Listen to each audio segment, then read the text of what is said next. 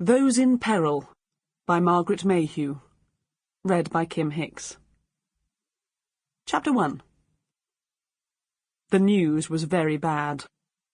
In spite of the beautiful weather, Louis Duval had spent the spring of 1940 indoors in his studio, painting the view of the Pont-Aven quayside from the window. In that way, he could listen to the bulletins on the wireless while he worked. His eyes directed outside, his ears attuned inside to the babble of news being broadcast, interspersed optimistically with dance music. At the beginning of June, he realised that the battle for France was all but over. By then, most of the communiques being broadcast were out of date and unreliable, and there was no advice from the government to the people on what they should do next. From the talk and rumours circulating like wildfire in the bars and cafes in the town, he knew that there were still plenty who clung euphorically to hope. But he was not among them. The facts, as he saw them, were unpleasantly clear. Holland and Denmark had been taken, and the Belgian king had handed over his country on a plate. Thanks to that unexpected betrayal, the Germans had since surrounded most of the British expeditionary force in northern France, and the British had been attempting the near-impossible feat of rescuing their trapped army by sea. Those of the French forces not trapped with them were, with some honourable exceptions, in disarray and panic. The remnants of the British army still fighting elsewhere in France were being overrun by the German panzer divisions, steamrollering merrily across the country. The battle for the Somme had been lost. Within weeks, perhaps even days, all remaining resistance would collapse.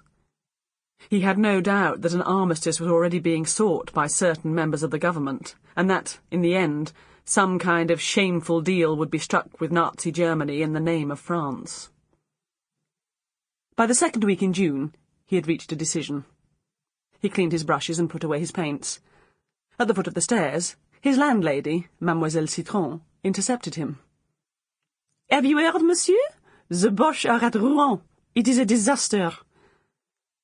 The more terrible the news, the more gratified she looked.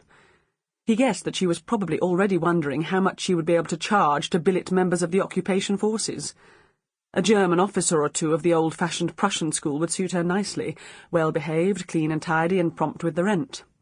A far more appealing option than any of the ragtag French refugees reported to be streaming towards Brittany with their belongings piled high on carts and wheelbarrows.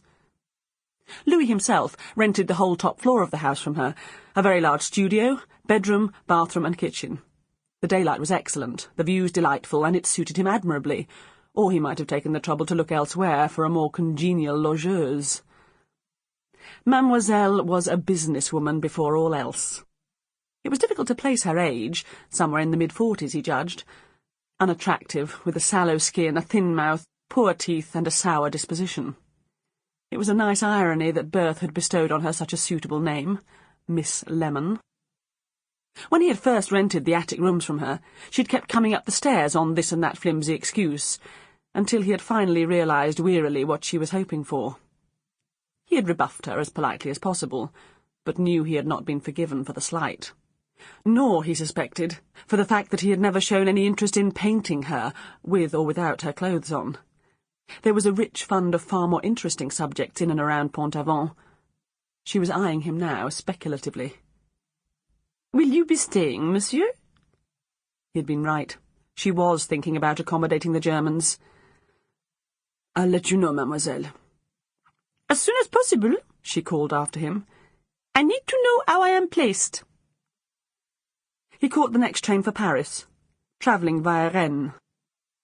After Rennes, the compartment was empty except for a little old nun huddled in the corner like a bundle of black rags, her veiled head bent low over a prayer book.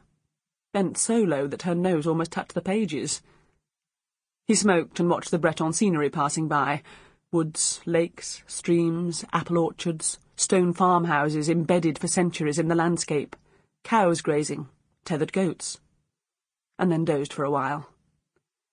When he woke up later, they were on the outskirts of Paris. The nun had put away her prayer book and was sitting with her gnarled hands folded neatly in her lap. Her face was pale as parchment and webbed with fine lines. He smiled at her. "It seems not many of us are in a hurry to go to Paris these days, sister." She looked at him serenely. "I go where God sends me, monsieur." At the Gare Montparnasse, he had to elbow Sample complete. Ready to continue?